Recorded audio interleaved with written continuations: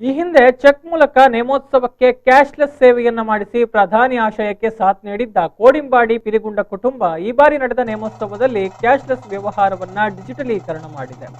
February 6 ಮತ್ತು 7ರಂದು ಪಿಲಿಗುಂಡ ಕುಟುಂಬದಲ್ಲಿ ಧರ್ಮದೈವ ಶ್ರೀ ರುದ್ರಚಾಮುಂಡಿ, ವರ್ಣಾರ ಪಂಜುರ್ಲಿ, ಸತ್ಯದೇವತೆ, ಪರಿವಾರ ದೈವಗಳ ನೇಮೋತ್ಸವ ನಡೆದಿತ್ತು.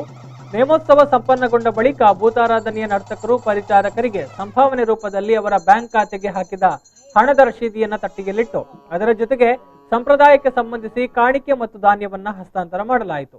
ಅದೇ ರೀತಿಯಾಗಿ ಶಾಮಿಯಾನ ಜನರೇಟರ್ ಸೇವೆಯನ್ನು ಒದಗಿಸಿದವರಿಗೂ ಕೂಡ ಬಾಡಿಗೆ ಹಣವನ್ನ ಆನ್ಲೈನ್ ನಲ್ಲಿ ಪೇಮೆಂಟ್ ಮಾಡಿ ಅವರೆಲ್ಲರ ಖಾತೆಗೆ ನೇರವಾಗಿ ಹಣ ಕಳುಹಿಸುವ ಮೂಲಕ ಒಟ್ಟು ಭೂತಾರಾಧನೆ ಸೇವೆಗೆ ಡಿಜಿಟಲ್ ಟಚ್ ಅನ್ನ ಕೊಡಲಾಯಿತು.